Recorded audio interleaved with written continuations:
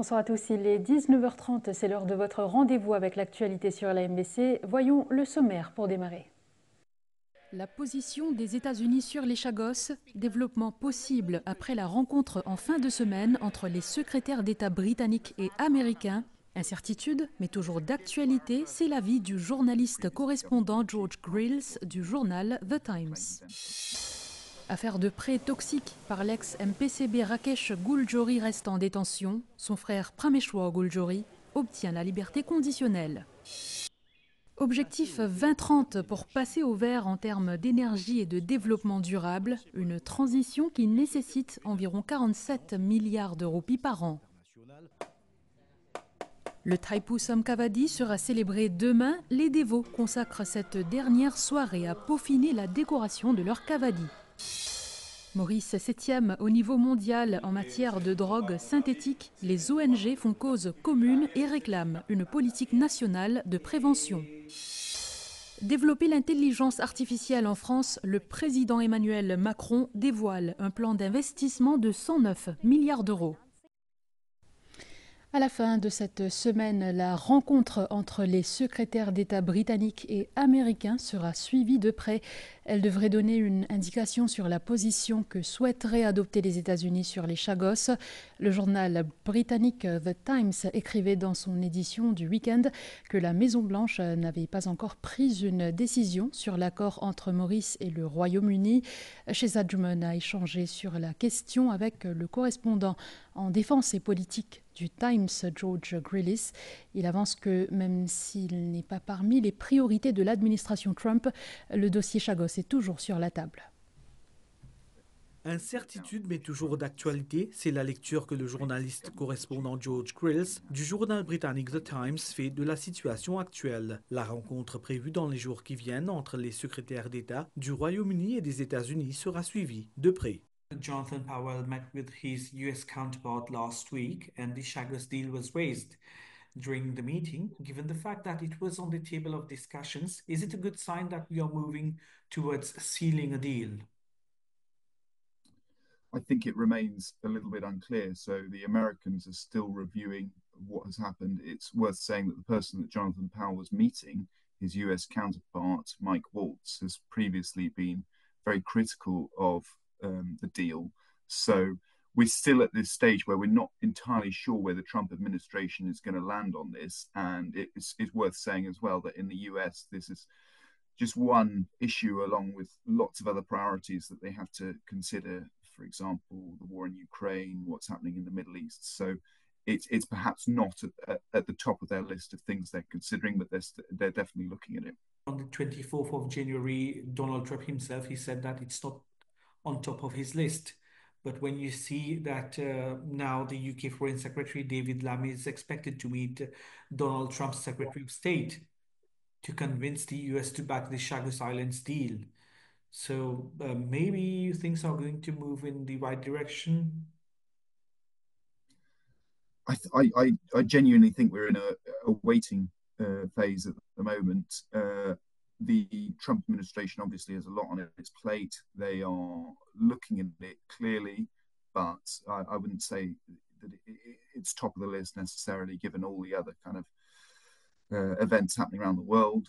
But it's, they haven't rejected it straight away, which is a good sign, given that, for example, Marco Rubio, who is now the Secretary of State, but has previously been critical of the deal. So has Mike Waltz, who's the new National Security Advisor.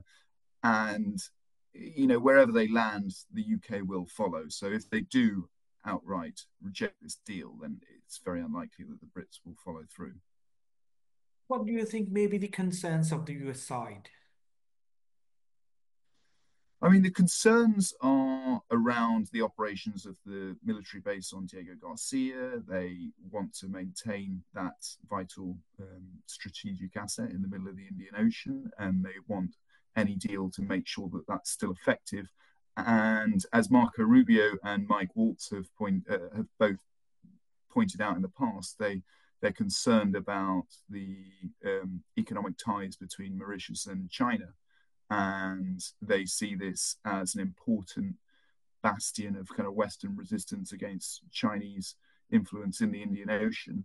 And that's why they want to maintain US access to the base, US operation to the base. And any deal they see that compromises that even slightly, it's not going to happen. But Starmer has already underlined that the need for a deal to secure the military base on Diego Garcia that ensures strong protections, which already dispels concerns of spying from other countries, including China. That's his view, certainly, yeah. But I'm not entirely sure that that's the view that will be shared in the US. Bear in mind, this is a very hawkish US administration when it comes to China. They've already imposed tariffs on China. They see China as the US's main geopolitical rival. And regardless of Mauritius's ties to India, they're very skeptical about, for example, Chinese investment in the airport in Port Louis and other kind of economic links between Mauritius and China. So any small suggestion even that there's some sort of friendly relations with Beijing is viewed pretty skeptically by the Americans.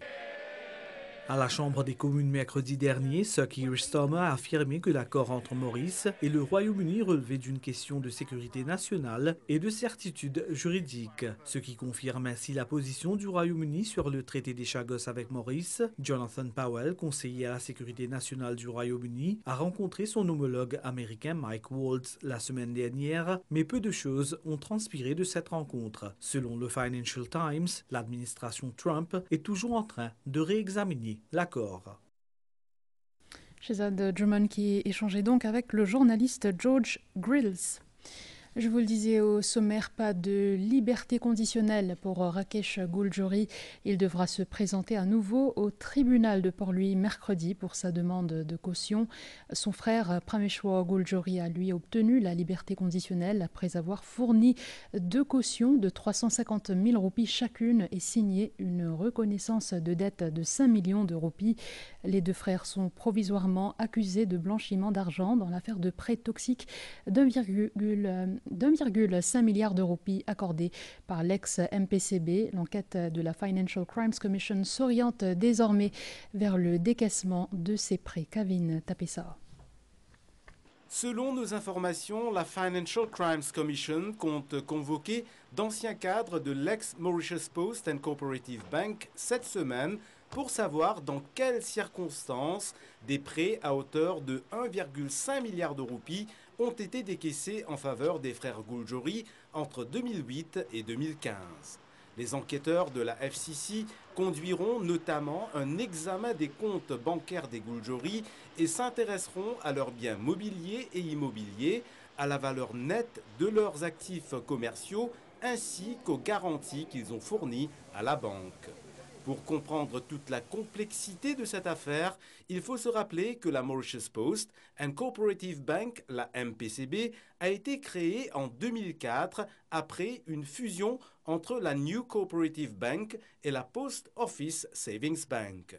La MPCB a été dans l'œil du cyclone pour avoir accordé des prêts toxiques de l'ordre de 1,7 milliard de roupies entre 2008 et 2015. Ces prêts toxiques ont été transférés à la Development Bank of Mauritius dans l'espoir de redresser la situation financière de la MPCB.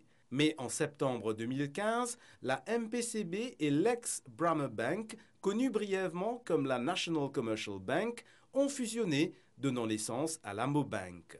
Les transactions bancaires des Guljory remontent jusqu'en 2008, ce qui complique la tâche des enquêteurs. Tout à fait autre chose. Pour atteindre les objectifs de développement durable, Maurice a besoin d'1 milliard de dollars par an, et ce jusqu'en 2030. Propos du gouverneur de la Banque de Maurice lors de la conférence CAP sur la finance durable. L'occasion aussi pour les représentants de l'UE et de l'AFD de réaffirmer leur soutien technique et financier à Maurice. Compte rendu d'Inesh Siari. Passer au vert en termes d'énergie et de développement durable, une priorité majeure pour le pays qui requiert financement et accompagnement technique. Avec l'année 2030 fixée comme objectif pour compléter cette transition, les acteurs économiques se mobilisent pour réaliser cette transformation. Maurice bénéficie à cet effet de l'appui de plusieurs instances internationales, dont l'Agence française de développement et de l'Union européenne. La communauté des affaires et du monde des finances était invitée à une présentation de ce que proposent ces institutions pour les années à venir. On est prêt, on est disponible, on a déjà entamé les discussions avec le gouvernement pour offrir notre partenariat pour adresser les questions liées au changement climatique, à l'environnement, à la finance durable qui est tellement importante pour adresser ces questions. C'est un travail qu'on fait déjà et qu'on tend notre main aux institutions, au gouvernement pour travailler ensemble. Une assistance jugée essentielle car seuls les secteurs publics et privés ne parviendront à réaliser ces objectifs de développement durable.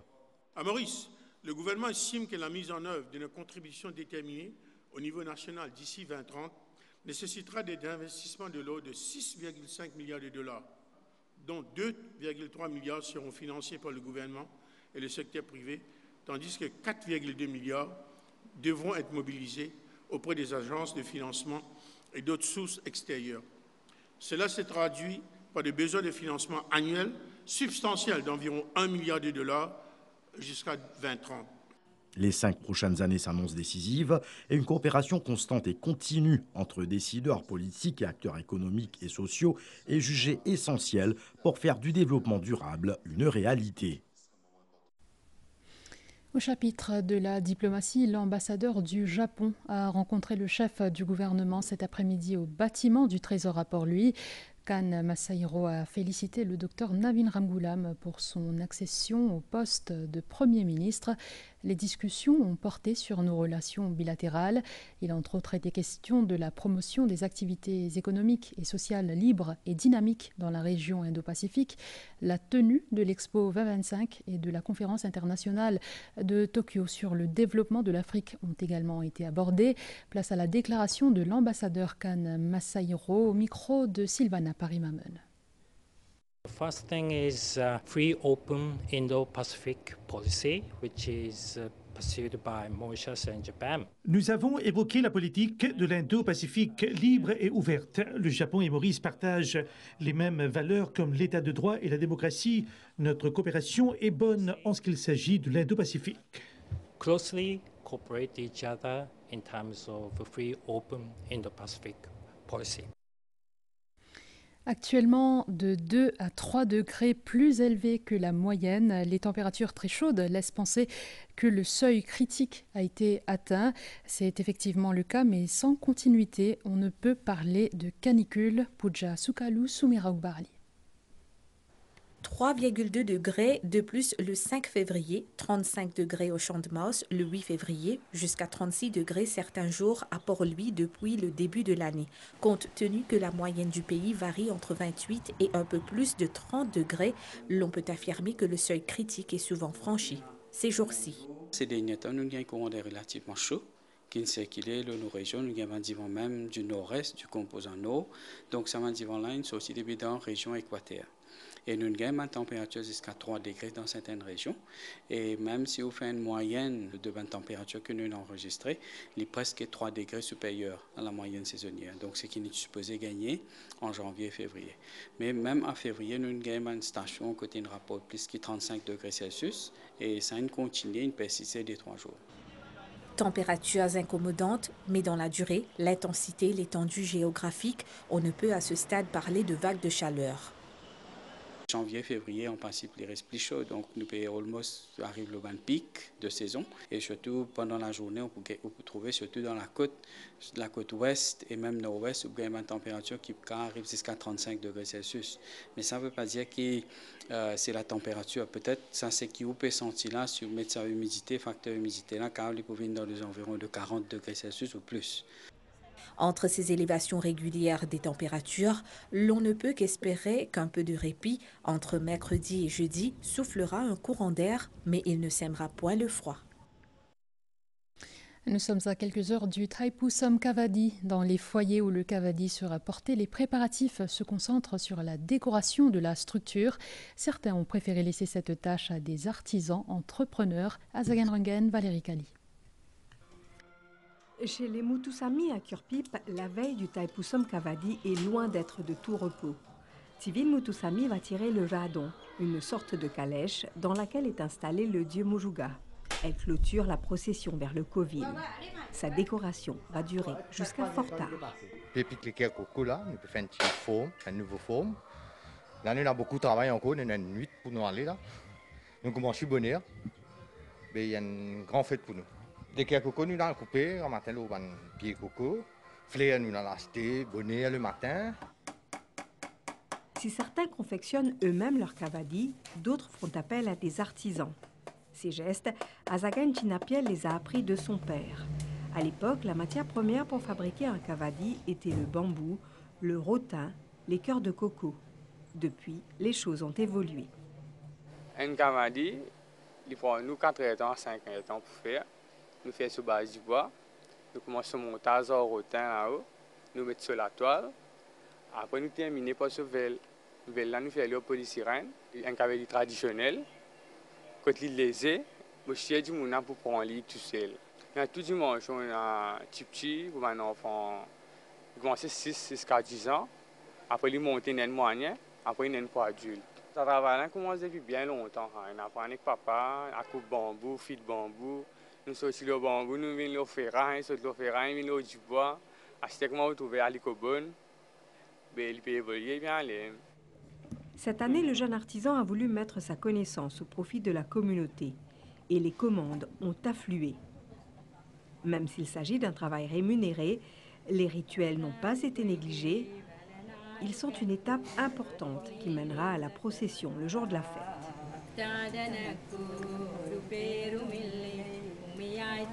Nous arrosons le safran partout. Là, nous mettons son brani, nous allons son brani.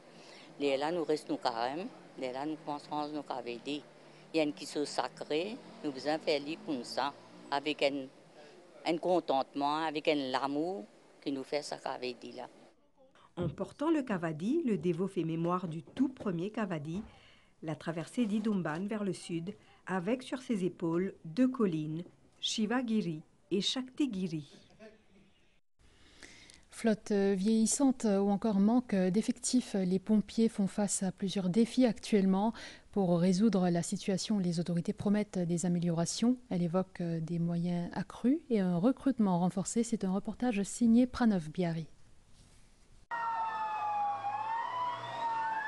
Ils sont les premiers à intervenir en cas d'incendie ou de catastrophe. Mais les pompiers mauriciens font face à des défis de taille. Flotte vieillissante et équipements insuffisants. Autant d'obstacles qui compliquent leur mission. Nous avons un véhicule qui est en panne, nous commençons à faire un progrès et quand nous trouvons que nous avons un véhicule qui commence à réparer. Nous avons à peu près 5000 cas d'incendie et pas seulement d'incendie, nous avons accident et nous avons flooding. Et tout ça là, c'est demande l'équipement. Et si nous l'équipement pas en bon état, c'est nous l'opération qui peut gâcher. Parmi les 93 véhicules de la Mauritius Fire and Rescue Service, 33 sont actuellement en panne. Les moyens nécessaires seront donc déployés dans les plus brefs délais pour résoudre ces problèmes. Comme le ministre de Garab, on trouve une machine qui datée 98, qui peut prendre place à l'arrière. Et moi, je pensais bien scraper tout sur une vieille machine qui est démontée. On fait comme ça recevoir. D'ici dans 2-3 mois, je peux recevoir une machine neuve encore. Et je peux demander à une chouette que je sois capable de faire un travail mécanicien plus bien. En attendant, sur le terrain, le millier de soldats du feu mauriciens déploient tous les efforts pour assurer leur mission, malgré les contraintes. Lutte contre la drogue, des ONG regroupées face à la prolifération des drogues synthétiques sur le marché local. Elles demandent une politique nationale qui s'attaque à la fois à l'offre et à la demande. Elles sollicitent également Sam Le Tan, annoncé pour présider la National Drug Policy and Coordination Agency, pour une table ronde avec toutes les parties concernées. Valérie Cali. Une enquête de l'Office des Nations Unies contre la drogue et le crime a révélé en 2023 que Maurice occupait la première place sur 6 pays africains en matière de drogue synthétique, 7e au niveau mondial. Les saisies et arrestations de l'unité antidrogue de la police démontrent une nette augmentation par rapport à la présence de cette drogue dans le pays, plus de 178 millions de roupies à décembre 2024. Devant ce constat que les ONG jugent alarmant, certaines ont décidé de faire cause commune. D'une même voix, elles réclament une politique nationale de prévention. Il y a deux aspects importants et qui tous les deux viennent ensemble. Il y a la réduction de l'offre, veut dire la police, la douane, les judiciaires, et la réduction de la demande, prévention, traitement, réhabilitation. Pour imaginer que depuis aujourd'hui, nous payons une politique nationale de prévention. Comment vous trouvez sa politique nationale de prévention là? Ça veut dire bien il y a des gens qui ont la connaissance, et l'expérience. Je forme des professeurs. Ça maintenant qui passe beaucoup de temps avec des enfants. Forme par rapport à comprendre qui veut dire la drogue, qui psychologie un monde qui prend la drogue. Le collectif lance un appel à Sam Lawton pour un partage des idées, des connaissances dans la mission qu'il aura au sein de la nouvelle National Drug Policy and Coordination Agency. Tu peux un select comité qui vous bien que nous attendons là tout le monde, même les consommateurs, parce que c'est les consommateurs qui nous gagnent beaucoup d'informations, comment se sentent les autres, qui peut arriver, qui s'en mot, qui qualité la poudre, bien intégrer ce select comité là. Devant un rajeunissement et une féminisation non seulement dans la population des usagers, mais aussi parmi les trafiquants, le groupe appelle à une mobilisation de tous. Notre but, c'est aller être des citoyens et qui nous aussi nous concerner par rapport à des victimes. Nous ne pouvons pas recenser en ce moment parce qu'il y a beaucoup de mots, etc., qui nous tendaient. Souvent, ils ont pas une maladie d'œdème pulmonaire, mais ils ne sont pas plus poussés que ça. Donc, nous avons envie conscientiser qu'il y a une recherche plus poussée par rapport à un incident qui est arrivé, un mot qui est arrivé, un décès qui est arrivé par rapport à ça. Une marche pacifique est prévue à midi le 15 mars à Roseville. Les Mauriciens de tout âge, de tout le pays, sont invités à y participer. On s'intéresse à la radiothérapie, une technique utilisée pour guérir un cancer, freiner l'évolution d'une tumeur ou soulager la douleur. Cynthia Moutou nous emmène ce soir au National Cancer Center à Solferino qui utilise la radiothérapie tridimensionnelle avec les dernières technologies. Une trentaine de patients y sont traités chaque jour. Au sous-sol du bâtiment abritant le National Cancer Center à Solferino, les accélérateurs linéaires utilisés pour la radiothérapie se trouvent dans un bunker. La radiothérapie est un traitement du cancer qui utilise la radiation pour éliminer les cellules cancéreuses. Avec les nouveaux appareils, le traitement est aujourd'hui beaucoup plus ciblé. L'avantage qui nous gagne, une radiothérapie très spécifique, très localisée, qui prend forme ça cancer là même. Ça aide nous pour donner une dose plus élevée qui comparée à 2 dimensions. Alors nous avons beaucoup plus de chances qu'ils nous capables de guérir maladie là et aussi nous protège par un tissu qui tout cancer là pour qu'ils aient une dose bien minime avec nos radiothérapies. Alors l'effet secondaire bien limité. Le nombre et la durée des séances de radiothérapie varient selon le type de cancer et la zone à être traitée. Donc, premier chien là, on fait 12 chimio, 25 thérapies. Deuxième, comme on opère, on fait 6 chimio, 25 thérapies. Personnel, plus vous faites traitement, environ 1 mois. 1 mois avec nous, 25, 30 jours, 36 jours. Le traitement il dure environ 15 minutes. On fait environ 25 à 30 patients par jour. Les médecins peuvent prescrire seulement la radiothérapie ou en complément d'une chirurgie ou d'une chimiothérapie selon la localisation du cancer, son évolution et l'état du patient. Le sommet pour l'action sur l'IA s'est ouvert ce lundi à Paris en France. L'enjeu majeur est d'établir un cadre de confiance pour réguler cette technologie. L'Élysée a donné le ton en annonçant un investissement de 109 milliards d'euros pour soutenir le développement de l'IA. Le récit d'Abdel Boulaki. Le plus grand sommet mondial sur l'intelligence artificielle s'est ouvert ce lundi à Paris, coprésidé par la France et l'Inde. Cet événement réunit des chefs d'État, des experts et des personnalités du secteur. L'objectif est d'aborder les multiples enjeux liés à cette technologie révolutionnaire, qu'ils soient diplomatiques, politiques, économiques, éthiques ou juridiques. Dans la foulée de ce rassemblement, le président français Emmanuel Macron a annoncé un investissement de 109 milliards d'euros pour soutenir le développement développement de l'IA en France dans les années à venir. Les discussions portent également sur les moyens de développer massivement les technologies et les usages de l'intelligence artificielle à l'échelle mondiale. Au programme de la deuxième journée, ce mardi, une session au Grand Palais qui rassemblera des dirigeants politiques du monde entier. Ensemble, ils échangeront sur les grandes initiatives communes à mettre en place pour l'avenir de l'intelligence artificielle. Cette rencontre internationale réunit près de 100 pays et plus de 1000 participants venus des 4 coins du monde. On enchaîne avec ce chatbot similaire à ChatGPT qui facilite la vie des planteurs.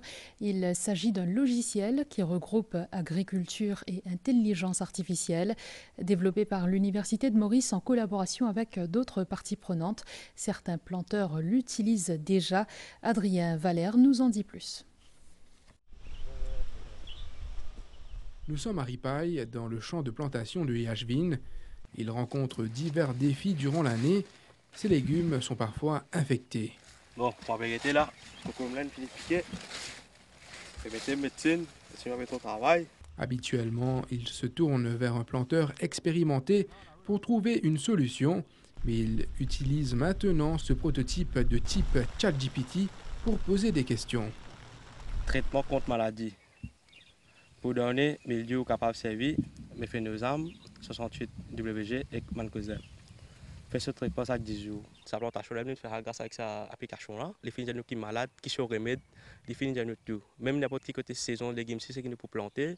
Tous les légumes, c'est qu'il y a une solution pour tout.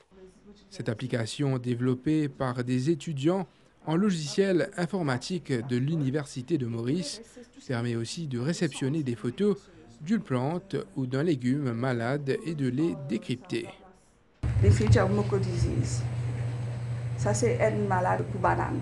C'est en créole mauricien. On prend un modèle AI qui finit par prendre tout ban de données qui existaient dans le domaine public, dans le website, tout ça là. C'est une facilité de nous autres.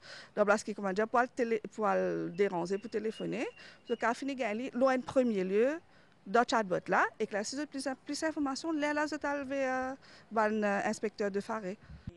Dans un avenir proche, le département Software and Information Systems veut aussi optimiser ce logiciel pour qu'il puisse analyser des informations vocales. Nous avons appris avec tristesse le départ soudain de notre ancien collègue Ismet Ganti. L'artiste nous a quittés aujourd'hui à l'âge de 77 ans. Ses funérailles auront lieu demain. La MBC présente ses plus vives sympathies à tous ceux affligés par ce deuil.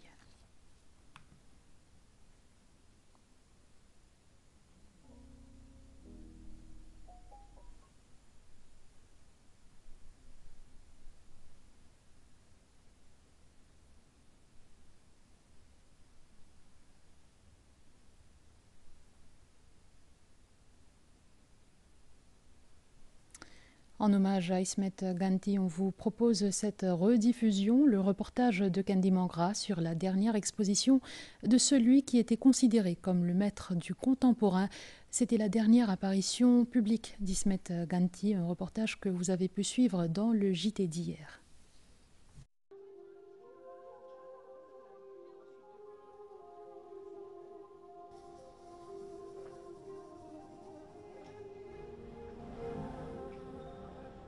Tout à fait propose de nouvelles affaires, nouvelles idées, nouvelle philosophie.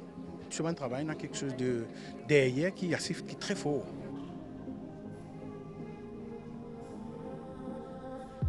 Bon, pour qualifier lui comme un artiste postmoderne qui vraiment apporte un changement dans l'histoire artistique de nos livres.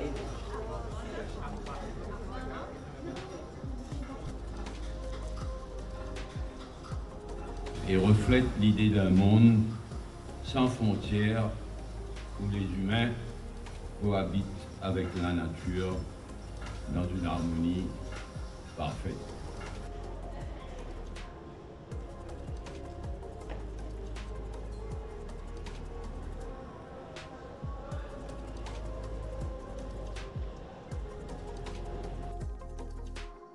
Il a gardé des multiples techniques dans ses travaux. Il fait beaucoup de la gravure et je peux dire qu'il est un des premiers graveurs de l'île dans les années 75.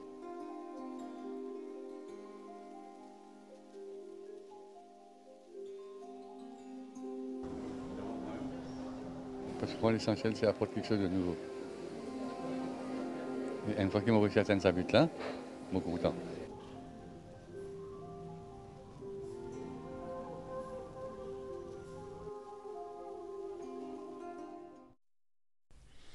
Voilà, c'est ainsi que se referme ce journal. Merci de l'avoir suivi. Dans quelques instants, la météo et le journal des sports. Bonne soirée sur les chaînes de la MBC.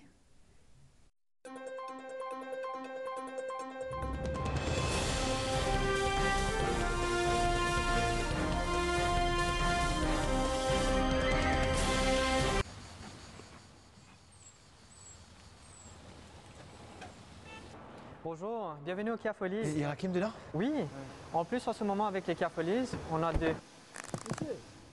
Monsieur. Non, je vais prendre la voiture, mais on va pas faire ça à l'intérieur, putain, il fait trop chaud. Les Kia Folies continuent jusqu'au 15 février. Venez profiter des hot deals sur toute la gamme Kia, avec toujours des discounts allant jusqu'à 300 000 roupies. Kia, movement that inspires. Est-ce que tu connais qui mange Yoplait chaque jour? Bon pour la santé? Laisse-moi dire qui dans Yoplait Nature et n'azise des ingrédients. Dis-les et bonne fermentif qui est bon pour le système digestif et couban les os. Et dans Yoplait Nature sucré, pareil, même ingrédients. Plus un petit guide douceur pour faire la bouche doux. Ça même tout. Un produit naturel et bon pour la santé. Yoplait. Un produit made in Maurice.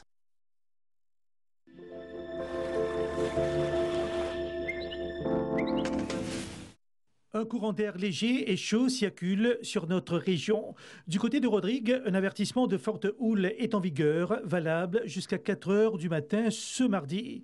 Sur l'animation satellite, à Maurice, les nuages actifs qui influençaient le temps local se sont dissipés. Rodrigue se trouve dans une zone relativement dégagée. Et à Agalega, des nuages plutôt actifs évoluent dans les parages de l'île. Sur la carte synoptique, le cyclone tropical Vince est passé à son point le plus rapproché ce matin, aux alentours de 5 heures, à environ 630 km au sud-est de Rodrigue.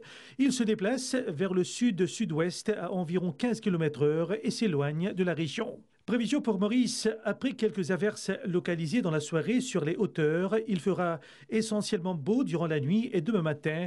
Des développements nuageux sont attendus dans l'après-midi à l'est, au nord et sur le plateau central, avec des averses localisées. Les averses pourraient être modérées par moments avec orage, mi-couvert ailleurs. La température maximale sera supérieure à la moyenne et variera entre 28 et 31 degrés sur le plateau central et entre 33 et 35 degrés sur le littoral. Vent léger et variable, mer forte au-delà des récifs avec des houles du sud-est de l'ordre de 2,50 m. Les sorties en haute mer, de même que dans les lagons du sud, du nord et de l'est, sont déconseillées. Prévision pour Rodrigue, essentiellement beau. La température minimale variera entre 24 et 26 degrés cette nuit. La température maximale sera légèrement supérieure à la moyenne et variera entre 29 et 32 degrés demain. Le vent soufflera de l'ouest-sud-ouest à environ 25 km/h. La haute mer sera très forte avec des houles et une hauteur de vague de l'ordre de 4 mètres. Ces vagues influenceront aussi les lagons, principalement du sud et de l'est, et pourraient déferler le long des zones côtières en basse altitude lors des marées hautes. Il est fortement conseillé aux pêcheurs, aux plaisanciers et au public en général de ne pas sortir en mer et de ne pas s'aventurer le long de ces plages. Il y a des indications que les houles vont diminuer en intensité graduellement à partir de demain. Prévision pour Agalega, parfois nuageux avec des averses. Les averses pourraient être temporairement modérées et accompagnées d'orages. La température minimale sera d'environ 26 degrés durant la nuit. La température maximale sera d'environ 33 degrés demain. Vent du secteur ouest de 10 à 20 km/h se renforçant avec des rafales sous les averses. Mer agitée avec houle du sud-est de l'ordre de 2 mètres.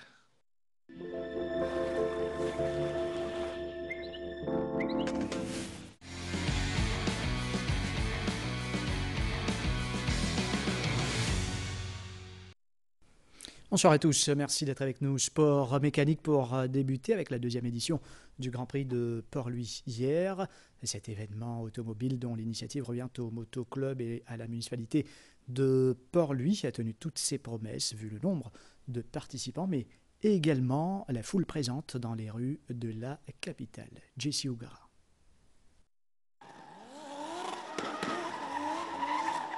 C'est pour vivre ces moments de fortes sensations que de nombreux Mauriciens avaient fait le déplacement dans la capitale en ce dimanche après-midi. Je suis bien passionné par le sport, je suis à tous les rallyes, tout ça, mais disons, moi, je suis à Port-Louis, là, je suis venu, je fais les tours. C'est un plaisir de venir assister aux activités sportives, surtout à l'automobilisme. Depuis mon enfance, moi, je suis passionné à un gros moteur, mais c'est ça qu'aujourd'hui, il risque énormément ici. Il fait mon passer un bon l'état, comme on dit un peu famille là. Pilote professionnelle, Dilshad était toute fière de participer au Grand Prix de Port-Louis, même si cette fois, elle était copilote. J'ai débuté comme copilote même et un joli événement. J'espère qu'on a encore plus à l'île Maurice comme ça. Pour les autres passionnés du sport mécanique, démontrer leur talent dans les rues port-louisiennes était simplement exquis. Moi, Jonathan, on a habitué roule au Anjali, mais là, c'est une expérience totalement différente, marre fun. Et moi, je conseille tout les jeunes pas faire full au cimé, venir ici, guetter qui autres qu'on fait, pas le cimé qui fait fou. On décide pour préparer un auto et lancement c'est dans une compétition et guetter comment ça marche avec tout ce rules and regulations en même temps. Nous avons sport mécanique assez longtemps, mais nous m'avons apprécié nous aussi rouler un coup de centre pour lui aujourd'hui. Pour les organisateurs, la sécurité des spectateurs était primordiale. Mon sens, je sais un petit peu parce que mon apprendre pas mon erreur en 2023. Là, mon mettre l'emphase, c'est la sécurité. Alors, les voitures, il y a pas de place. Quand vraiment, notre ralenti presque net pour être capable de reprendre et vraiment, nous pénal un danger. Plusieurs membres du gouvernement étaient présents parmi l'assistance, dont le ministre du Transport intérieur. La question, c'est pas dans long terme, nous avons besoin d'un circuit pareil. Pour penser oui. Parce que c'est aussi, il y a trop beaucoup de jeunes qui ont envie de faire des affaires comme ça. Alors, il y a capable d'un projet gouvernemental, il y a capable d'un projet privé aussi. Hein. Si quelqu'un dans le secteur privé vient proposer une idée pareille, qui dit pour payer pour participer, pourquoi pas? Bien, il est capable de pipi aussi. Les 130 équipages étaient répartis en 3 catégories. Parmi ceux qui se sont illustrés, le duo Javier Lascar, Anand Singh Baboulal, Yassine Pirali, Mohamed Boulaki, Taher Khan et Farhan Aliar. Et secousse au sein du badminton local, les badistes Kate Fukyun et Riadouki, accompagnés de l'avocat maître Kailash Trilochan, étaient face à la presse ce lundi à Port-Louis. La championne d'Afrique a entre autres commenté l'exercice de sélection pour les championnats d'Afrique. Nous écoutons Kate Fukyun au micro de Koyal Sital. Ce qui m'a vraiment pas content aussi, ok, il y a un process de sélection, pas un problème, il y a du monde pas sélectionné, il y a du monde c'est normal, tout le monde, il y a du monde content, il y a du monde pas content, mais quand du monde vient dire ok, moi pas sélectionné, pas un problème, Rouen mon propre sponsor, moi aller, moi pourrais présenter Maurice, et là aussi je viens refuser, c'est là moi pas d'accord du tout. La gestion financière au niveau de la fédération également soulevée lors de ce point de presse avec une déposition annoncée à la Financial Crimes Commission pour enquête. La réaction du président de l'association mauricienne de badminton, Gaurav Iroy, ne s'est pas fait attendre. Ce dernier qui rejette ces allégations. Nous ne sommes pas capables de permettre qu'un joueur n'est pas fini sélecté, il participe d'un tournoi. Dans le sport, nous sommes capables d'un tout bon joueur. Cette l'occasion, nous comité, nous très confiants, qui peinent en mauvaise gestion, nous faire d'après le budget qui nous est, d'après les fonds qui nous est et d'après une priorité qui nous établit. Et puis au niveau des résultats maintenant, lors de la compétition par équipe au championnat d'Afrique, Maurice a bien démarré sa campagne ce lundi. Les Mauriciens se sont imposés sur le score de 5-0 face à la Guinée équatoriale. Sur le plan international, football bien sûr avec la FA Cup en Angleterre, coup de tonnerre avec l'élimination de Liverpool par Plymouth, dernier du Championship. Les Reds, avec une équipe remaniée, ont été battus par 1-0. Les rêves de quadruplé qui s'envolent ainsi pour Liverpool. Ashley Sitana. Liverpool visait un parcours parfait cette saison. Mais Plymouth Argyle, l'antenne rouge de Championship, a mis fin au rêve des Reds en FA Cup. Sur papier, Liverpool était favori, mais sur le terrain, c'est Plymouth qui a fait la différence. À la 53e minute, une main d'Harvey Elliott dans la surface a offert un penalty aux Greens. Et Ryan Hardy a donné l'avantage à son équipe.